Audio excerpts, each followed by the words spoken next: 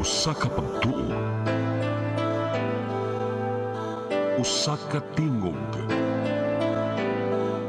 usa ka katawhan.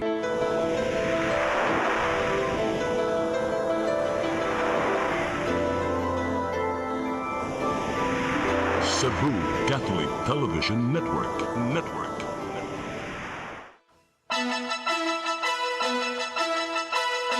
Uluhan sa mga balita sa Sayre 47. Kasi nahunong tungod sa hulga sa pagpangatake. Driver nga mibangga sa traffic enforcer at ubangan sa Cebu Provincial Capitol Building. Gipatawag sa LTO-7.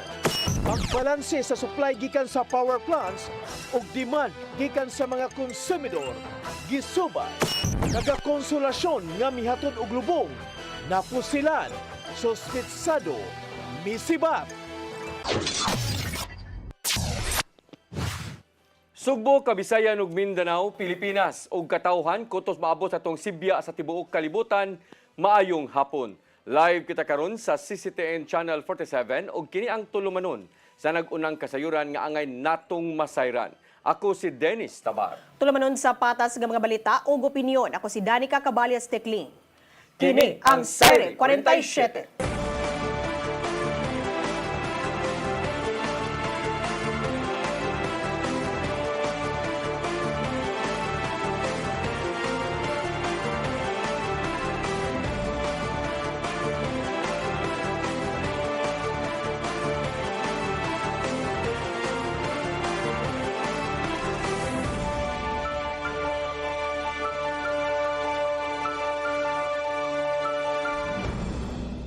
Og karon sa kompletong detalye sa atong mga balita, Cebu City Mayor Nestor Archibal mihangyo sa publiko nga magpabiling kalmado ug likayan ang mga sayop nga impormasyon sa online.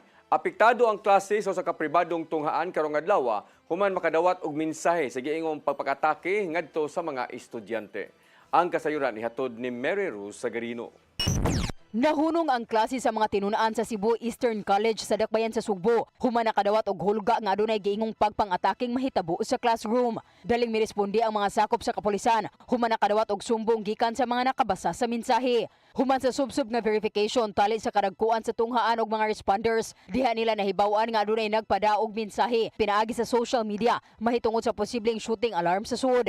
Padayong gisubay sa mga tinugyanan sa balaod ug kadagkuan sa Cebu Eastern College kung kinsa ang nagpost sa maong mensahe nga may resulta sa kaguliyang sa mga estudyante ug ubang kawani. Negatibo usab sa bisan unsang explosives ang palibot sa tunghaan human sa subsub nga pagsusi sa sakop sa kapulisan. Tungod niini, mipahinumdom si Mayor Nestor Archibal sa publiko nga magpabiling kalmado og dili magpataka og share sa mga sayop nga impormasyon. Matud sa gipadang pamahayag, nagpabiling naguna sa mga priority sa syudad ang tumang kaluwasan sa tibuok education sector.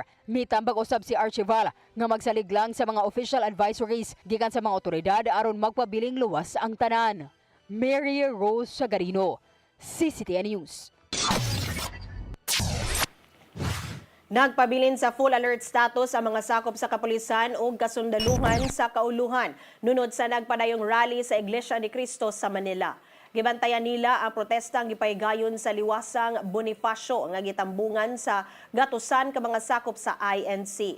Mato ni PNP spokesperson Colonel Allen Reyco nga gipatuman sa mga kaubanan ang maximum tolerance aron dili mosangpot sa dakong kaguliyang ang maong panagtapok.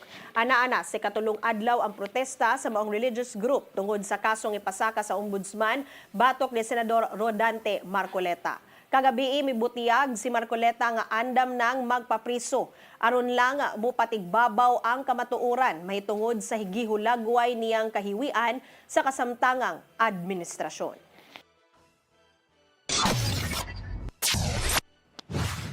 Nakadawat ang Metropolitan Cebu Water District og dugang supply sa tubig gikan sa water desalination plant sa lungsod sa Cordoba. Giapod-apod sa isla sa Mactan sa Cordoba Corporation ang pasiuna nga 5,000 cubic meters nga tubig ngadto sa MCWD aron maggamit ngadto sa Kabalayan. Sa gayon nga operational na ang desalination plant sa Cordoba, makasupply ngadto sa MCWD og hangtod 20,000 cubic meters nga tubig matag adlaw. Dako og tabang alang sa water district ang mao nga dugang supply sa tubig aron mas ngandaman pa ang posibleng epekto sa El Nino phenomenon dinhi sa nasod. Matod sa General Manager nila nga si Attorney John D.X. Lapid nga resulta kini sa nahimong tinabangay sa MCWD og mga kompaniyang mitagad sa panginhanglanon sa matag konsumidor.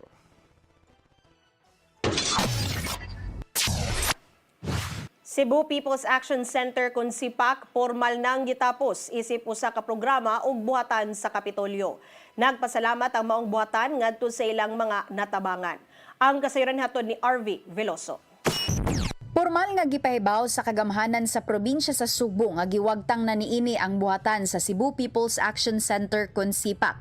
Kay numduman nga namugna kini gumikan sa usa ka Executive Order number 83 sa Series of 2025 nga gibutang direkta ubos sa opisina sa gobernador o gihimo alang sa centralized nga komunikasyon, mas duol nga pagdumala sa mga reklamo ug mekanismo sa feedback sa probinsya. Lakip na ang papel ni ini isip 888 Citizens Complaint Center sa probinsya. Una nang nangatarungan ang Hunta Probinsyal nga kung walay ordinansa nga formal nga nagduma sa umaong opisina. Ang SIPAC dili legal nga makagahin og stand-alone nga budget para niini. Ang SIPAC naglungtad isip usa ka programa ubos sa PIO, dili isip usa ka opisina nga adunay kaugalingong kawani, mandato o estruktura sa organisasyon. Kay nimduman nga nadesisyonan sab kini sa Hunta Probinsyal nga tangtangon ang budget sa mga opisina alang sa 2026 ug ibalhin ang 14 milyones ka pesos nga pondo sa orihinal niining gigikanan sa buhatan sa gobernador. Ang SIPAC nahimo kining dangpanan sa kadaghanan, ilabi na sa panginahanglan sa medikal ug buryal nga nanginahanglan usab og tabang lakip na usab ang mga sumbong nga gihatagan og pagtagad ubos sa mga nagduma niini sa probinsya. Bisan pa man niini gipadangat hinuon sa buhatan ang ilang pagpasalamat sa tanang misalig ug misuporta sa maong programa. Subay niini alang usab sa mga nagkinahanglan og tabang, mahimo nang moderekta sa Provincial Social Welfare Office kun PSWDO. RV Veloso, CCTN News. Gipailawom na sa deputation training gikan sa LTO 7 ang 76 ka mga sakop sa otoridad sa Tagbilaran City, Bohol aron i-deploy sa karsada. Gilangkuban kini sa mga sakop sa kapulisan, traffic personnel o ubang kawani sa LTO aron pagbadlong ngadto sa mga driver nga nagmalapason sa mga lagda sa trapiko.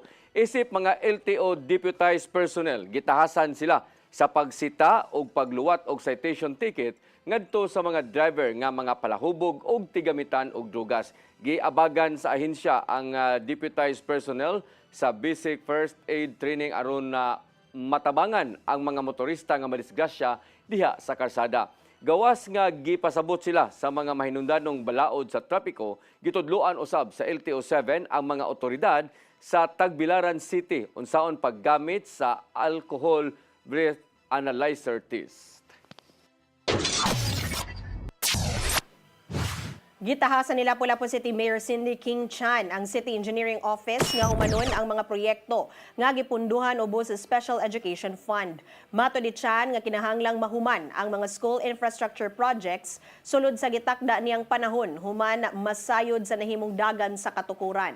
Tungod ni ini mukuha ang mayor ug dugang engineers, draftsmen ug estimators. Sila musubay sa dagan sa matag proyekto sa dakbayan alang sa paspas niyang katukuran. Dugang pa ni Chan nga kinahanglang dili mausik ang pondong gitagana sa Special Education Fund alang nasa kaayuhan sa mga magtutungha.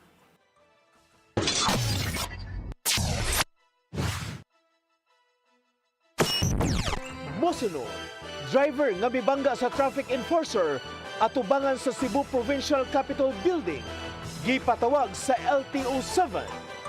Kana ug daghan pang mga balita sa pagbalik sa Sayri 47.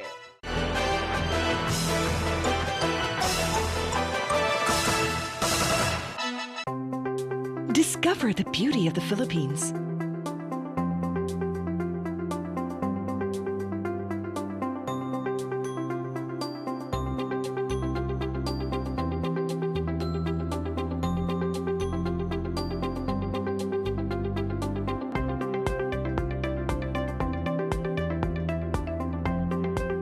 With Philippine Airlines, the country's flag carrier.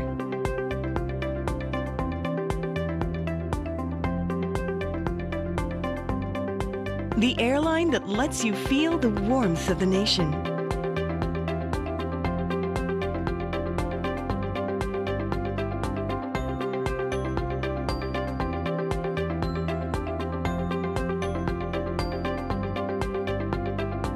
Mabuhay!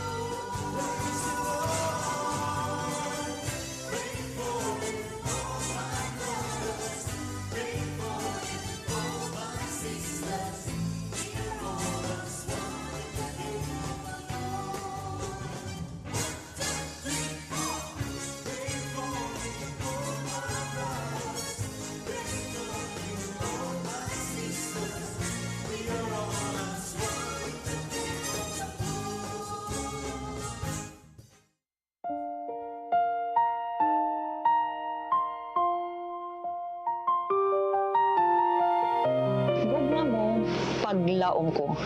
Usa ka misyon sa gugma ug paglaom alang sa ato ang mga igsoon. Nga halos nawad na og pagtuo sa ilang kaugmaon. Daghan kanila ang nag-antos sa kalisod ug kasakit. Apan pinaagi sa gugma sa Ginoo, atong gipakita nga adunay mga tawo nga anda mutabang sa mupadayon ug paghatag ug paglaom. Ang tinuod nga gugma walay pili, bata man, tigulang, pobre man o adunahan. Bisan pa sa mga mananap nga nagkinahanglan o kaluoy o pag-atiman. Kutob sa atong mahimo, magtinabangay kita sa paghatag o kahayag sa ilahang kinabuhi. Busa, mga igsoon, hinahot nga ablihan nato ang atong kasing-kasing sa pagtabang sa uban. Ang inyong gamay nga tabang mahimo ng dako nga paglaom alang sa nanginhanglan. Kamo mahimong instrumento sa gugma o panalangin sa Ginoo. Kini ang programa nga Gugma Mo Paglaom Ko. Daghang salamat ang inyong alagad si Miss J.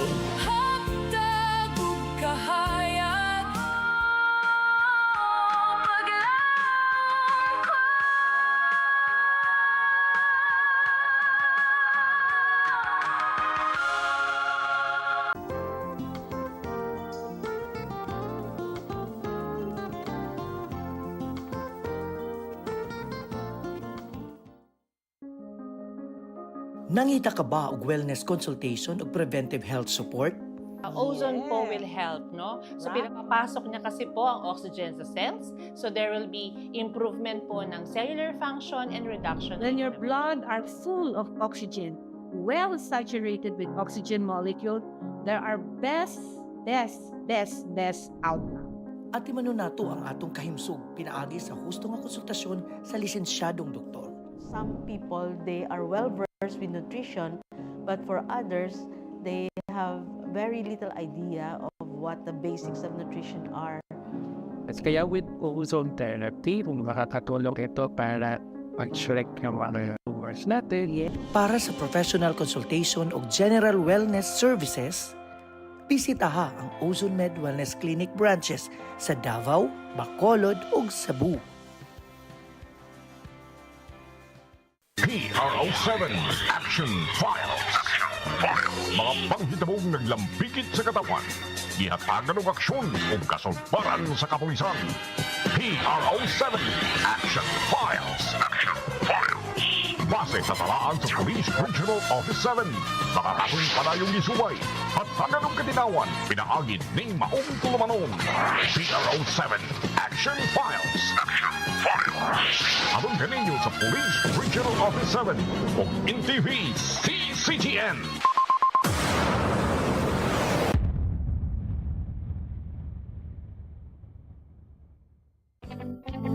It was 1962. I am already 42. Nakadrato siyang kano na ang height 6 feet 2. Max Orban, na tao midako sa Subo, nakahuman ng high school sa University of Southern Philippines ug mikuhag machinery course sa Cebu School of Arts and Trade. Mas nailhan sa iyang mga awit nga pasiaw. Apan si Max Orban nagsugod isip usa ka seryosong mga awit niadtong 1960s. Carmela, dungga kining nagsaudi, kay dadon ko ikaw sa himaya dayo. Bukalista sa usa ka banda ug mitukaw sa Japan, Vietnam ug uban pang nasod. Hangtod karon si Max Orban padayong milingaw sa mga mahiligon sa novelty songs. Apan wa niya talikdi ang una niyang gugma, ang harana. Max Orban, Karbo sa Subo. Subuano ni. Ulang pagkatahong mo, ang magasudong kanimo daway kagun.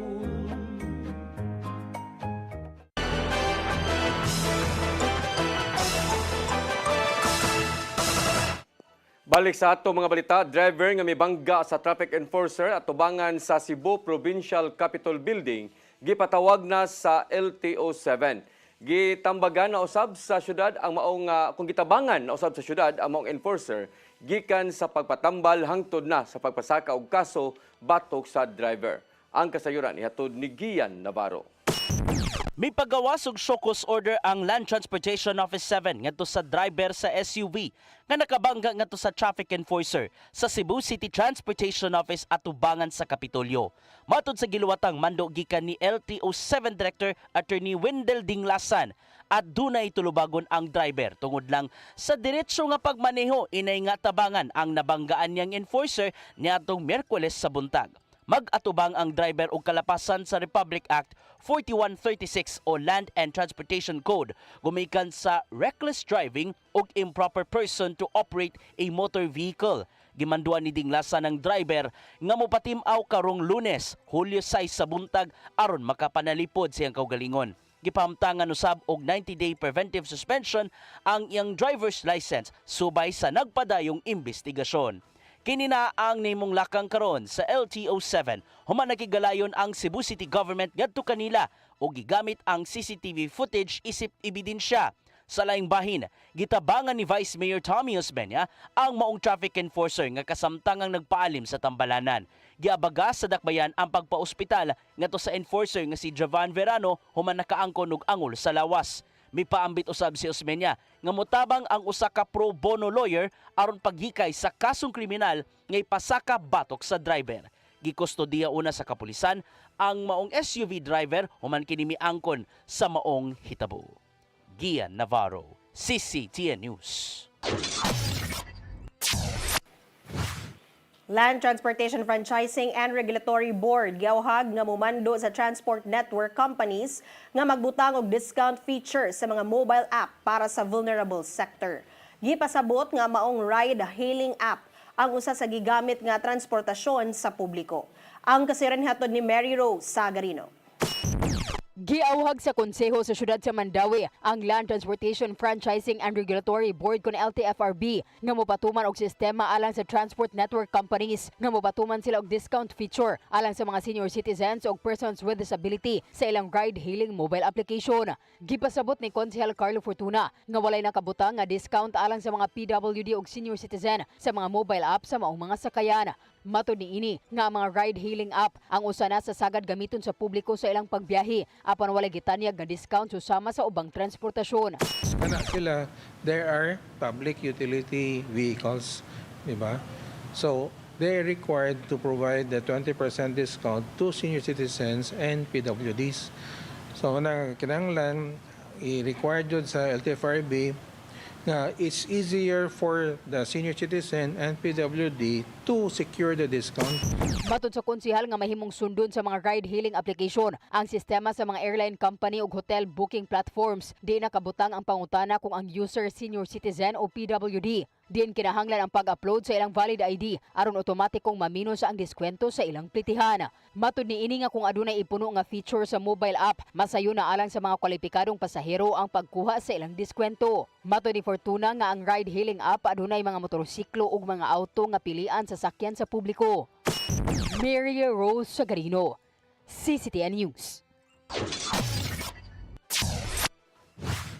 National Grid Corporation of the Philippines naglaom sa normal nga sitwasyon o kondisyon sa Visayas Grid subay na sa pagbalik sa operasyon sa energy unit niini.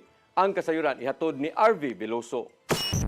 Gilauman sa National Grid Corporation of the Philippines kun NGCP ang paglambo ngadto na sa normal nga sitwasyon ug kondisyon sa Visayas Grid subay sa pagbalik sa operasyon sa Panay Energy Development Corporation kun PEDC Unit 3. Ang Visayas Grid gipaubos kini sa yellow alert sa makadaghang higayon sukad miadtong Mayo 12 tungod kini sa forced outages sa mga generating units gikan sa nagkadaiyang major coal-fired power plants. Kini mao gipaybaw ni Amado Otara III, ang Senior Supervisor Network Operations sa NGCP Visayas.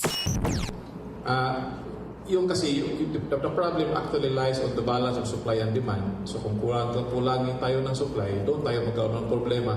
However, since unti-unti nang bumabalik yung mga planta, patapos na yung mga ginagawa doon, we could say that we are directed towards going back to normal. When we talk about going back to normal, we mean yung wala ng yellow at saka red alert. Yes, sir. Tinuon giangkon sa NGCP nga ugaling dunay mga himuon nga maintenance, gilauman nga dunay mga scheduled outages. Gipasalig hinuon sa NGCP nga bisan pa man niini, aduna sila giandam nga mga contingency plans aron nga makapadayon ang pag-transmit sa Visayas. Gipasabot ni Otara nga ang Visayas kasamtangan kining nagsalig sa import power sa Luzon. Una nang gipasabot usab sa NGCP nga ang yellow alert status sa Visayas Grid makaapekto sa alas 3 sa hapon hangtod na sa alas 9 sa gabii tungod kay dili paigo ang moabot sa kapindos mil nga capacity sa contingency requirements niini samtang nagkataas ang demand.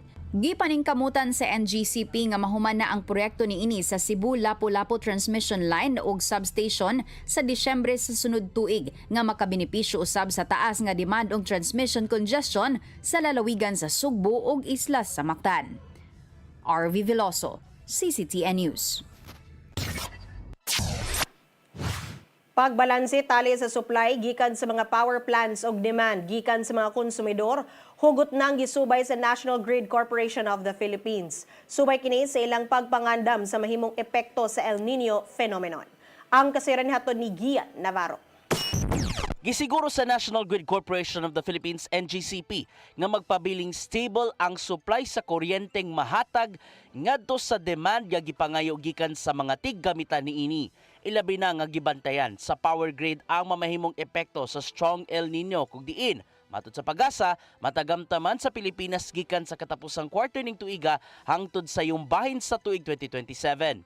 Mato di Engineer Amado Otara III nga kinahanglang bantayan sa power grid ang seguridad o kalig-on sa nahimong transmission sa kuryente gikan sa nagkadaiyang mga planta kung mausban man ang taas nga demand o kalit kapag kapaong sa mga planta sa kuryente susamang lakang ang ilang himuon. Apil nini ang pagpatuman sa yellow alert status o rotational brownouts. Since hindi naman talaga natin maiwasan na yung planta talaga magsa-shutdown sila because they also have their annual preventive maintenance schedules, we also cannot deprive them of that schedule. Because if they will not shut down their plants for maintenance purposes, we will still be the one to suffer.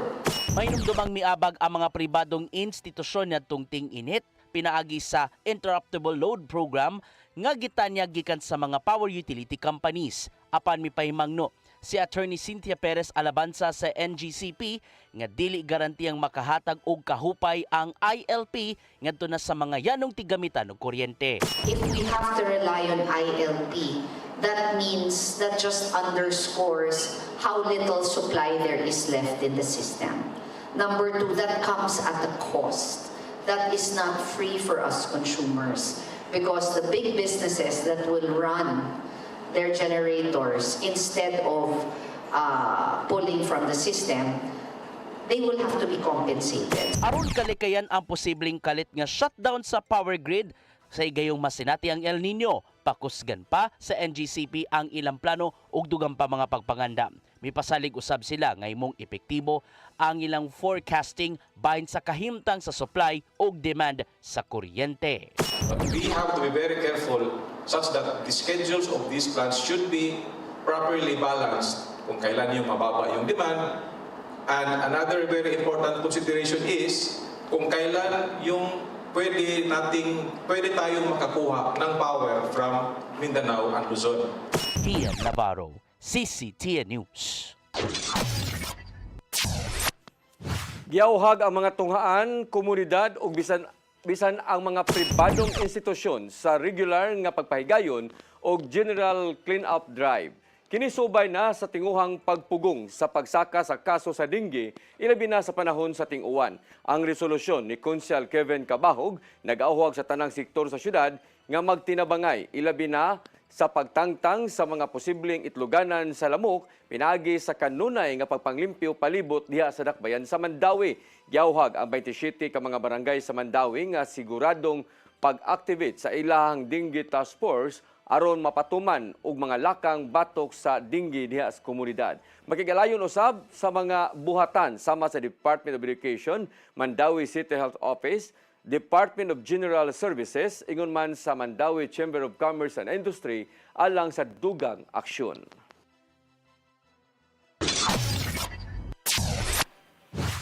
Gipangatagan og hard hat ang 7 ka mga eskwelahan sa syudad sa Mandawi nga ipagamit sa mga estudyante ug mga magtutudlo panahon sa emerhensiya. Moabot sa 5,000 ka safety hard hat ang pasiunang gitugyan sa mga tunghaan sa turnover ceremony gipahigayon sa Mandawi City Central Elementary School. Subay usab kini sa pagsaulog sa National Disaster Resilience Month. Giplano sa syudad nga mupalit og dugang 15,000 ka hard hat nga ipang-apod-apod sa mga pampublikong tunghaan sa syudad sa pakigtambayayong sa Department of Education kun DepEd Mandawi City Division. Tinguhang makatabang kini nga maandam ang eskwelahan kung adunay kalamidad ug makatubag sa nagkalain-laing emergency sama sa linog.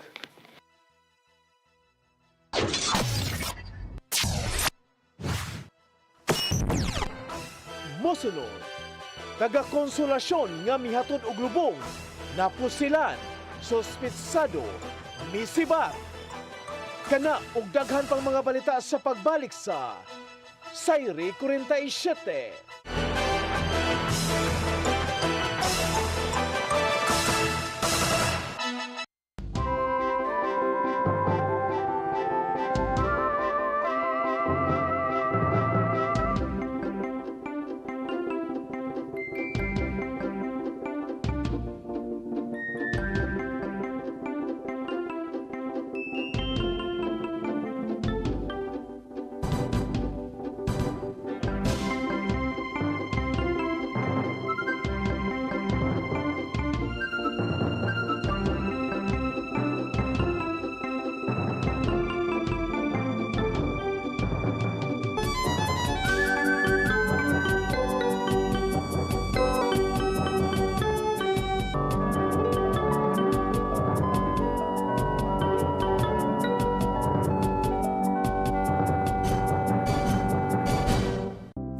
Ito po ang programa na hatid sa inyo ng Ozone Med Wellness Clinic kung saan ibabahagi ng mga doktor ang kanilang kaalamang medikal tungkol sa inyong kalusugan.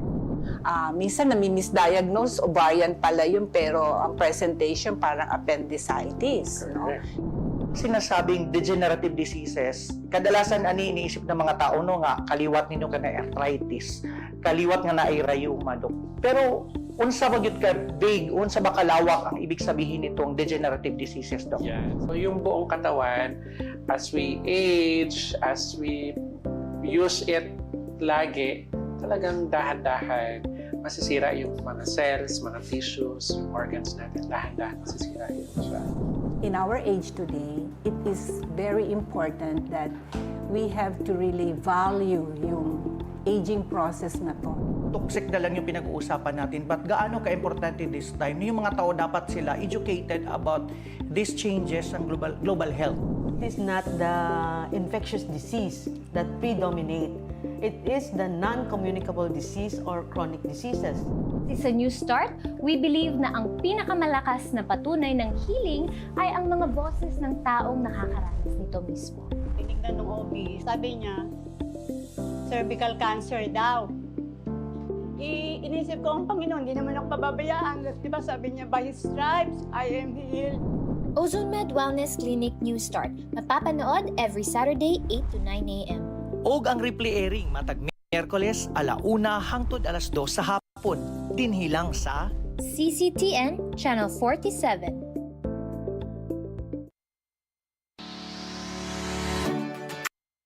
Looking for the best internet deals in Negros Oriental? Field Products Negros is here to bring you fast, reliable, affordable internet with plans made just for you. For as low as 899 pesos per month, enjoy speeds of 50 Mbps, perfect for streaming, working, or studying from home. Need more speed? No problem. Get 100 Mbps for just 1,199 pesos. 150 Mbps for only 1,499 pesos, or our fastest plan, 400 Mbps for just 2,399 pesos per month. Plus, you can add over 100 cable TV channels to your internet plan for just an additional 100 pesos per month. That's entertainment and lightning fast internet all in one. Enjoy no installation fees and start today with a 1,000 peso customer deposit. Call us now or visit our website to sign up with the Field Products Negros. You get internet that's affordable, reliable, and local. Field Products Negros, bringing you closer, faster. Call us at 0917-631-5240 or visit our website www.fieldproductsnegros.net or our Facebook page, Field Products Dumaguete. Subscribe now.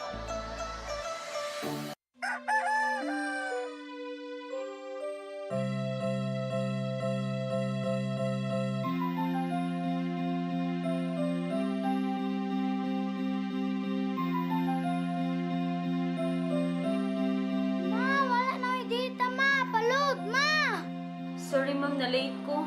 Nangita pa mong ko para internet sa kong anak, ma'am. Ay, wala na yung problema. Pag Sinisibu! Sinisibu, Sinisibu. For your internet connection. And for the signal of your cable TV. So fast and straight, the transmission to your home. Sinisibu! Sinisibu, Sinisibu. Offers you to have fiber optics. For your viewing experience, perfect and clear, so fast. So great and affordable for you to enjoy. Sinisibu. Sinisibu Television Network Incorporated offers fiber to the home broadband internet bundled with fiber to the home cable TV connection. Sinisibu Television Network Incorporated with its operation in Metro Cebu and the whole province of Cebu soon. And affordable for you to enjoy. Sinisibu! Your song. Your music. Your listening pleasure. Sing it, Cebu! And if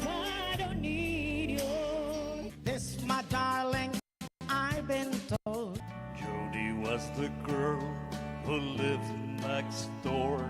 I've known her, I guess, 10 years or more. Saving all my kids just for you. Yes! You got me jumping like a crazy clown. And I don't think you're right to put him down. Since I kiss me, love you lips so wide. The things that bothers me is living like you're fine. Hey, hey, set me free. Stupid Cupid, stop picking on me.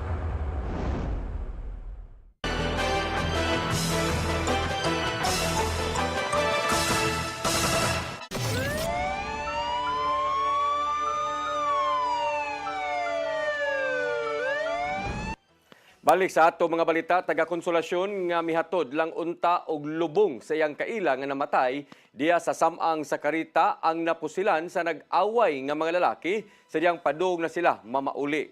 Responsable nga daling nisibat human sa insidente. Ang kasayuran ihatod ni Arnold Bustamante. Lalaki nga mihatudlan og lubong sa iyang kaila sa sulod sa samang sa Kareta. Napusilan human kini miuwang sa nag-away alas 3:20 kagahapon sa hapon sa barangay Kareta sa Dagpay Sugbo. Ang biktima gila nga si Jundri Piscador, 25 anyos, laborer, taga Purok Bayabas, barangay Garing, lungsod sa Konsolasyon.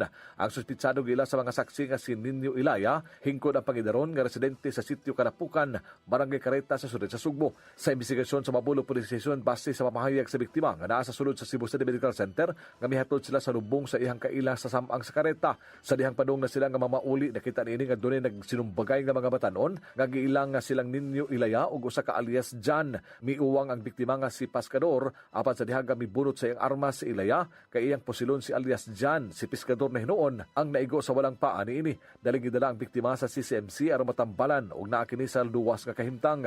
Human usab sa insidente naglumpa sa pagpanagan ang suspitsado ug ang biktima pagawa sa samang. Sigon sa mga investigador nga wala pa nila masayri kuno sa hinungdan nga nagsinumbagay silang Ilaya og si alias Jan. Apan na nakapusil, doon na record sa Mabulo Police Station o parayan pa nila kining gipangita. Arnold Bustamante, CCTV News. Usa sa mga sospek sa pagrapido sa upat ka mga tawo sa barangay Kapiyuan, Bukirang Dapit sa lungsod sa Argao, din usa kanila nakabsan sa kinabuhi, dadakpan sa manhunt operation sa kapulisan. Sospek nagdumili pagluwat og pamahayag sa mga investigador. Ang kasayuran hatod pagbalik ni Arnold Bustamante.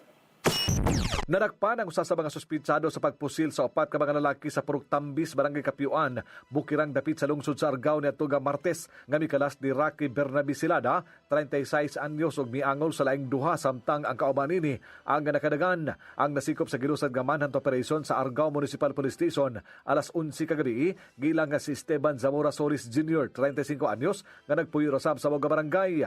Kanunuman nga human sa nitabong nga pagpamusil ang Argao Police Station, mihimo dayon silang investigasyon alang sa dinalian nga pagsulbad sa mga insidente pilagi sa pagdakop sa mga suspitsado nga matod sa mga saksi sa kaysa sa ka-auto o sa ka-motorsiklo. Nailhan sa mga nakasaksi ang usa sa mga suspek nga si Esteban nga naarap po nagpuyo sa mga barangay nga tungod ani gipahigayon dayon ng hot pursuit operation nga may resulta sa pagkasikop niini. Nasakmit sa mga operatiba ang usa ka kalibre 45 nga pistula, magazine ini nga dunay 5 ka mga bala. Matod sa usa sa mga personnel sa Argao Municipal Police Station nga doon na pay laing mga personality nga ilahang gipangita nga kauban ni Esteban nga namusil. Personal nga bangi ang usa sa gitan-o nga motibo sa kapulisan sa lungsod sa Argao, apan wala usab nila wad-a ang posibilidad nga dunay kalambigitan sa illegal nga drugas ang hinungdan sa mga krimen. Apil silang gitan-aw ang posibleng panimaw sanglit ang biktima nga si Rocky Silada na bilanggo na sulod sa 5 ka tuig sa kasong frustrated murder. Una na nga mibutyag ang mga kabanay sa biktima nga kanunay nga mamadlong si Rocky sa mga tao sa ilang barangay nga dili mosulod sa illegal nga drugas kay lisod kayo ang kinabuhi sa sulod sa presuhan. Sila nagtuo kini ang hinungdan apan ang kapulisan wala lang matod pa mutan-aw niini. Sanglit mo palaon pa sila silang investigasyon. Kanunuman nga samtang naglingkod sa gawa sa balay silang Rocky Silada, Edsel Campaner, Anselmo Canitam og Anderson na Padilla, kalit lang nga naabot ang usa ka auto ug usa ka motorsiklo ug dayon pabusil sa makadaghang higayon. Patay dayon si Silaba samtang naangol silang Campaner ug Canitam samtang si Padilla ang wala maigo o gamikaratil kini pagdagan padayo sa mga lugar. Human sa mga insidente bisibat tayo ng mga suspitsado ug ang mga biktima gidalas tambalanan. Arnold Bustamante, CCTV News. Mao kadto naglangkob sa atong mga balita sa Sayre 47. Ako si Dennis Tabar. Ako si Danica Cabales Tecling, hangtod ugma sa inyong paboritong tulumanon. Sayre Sayre 47. 47.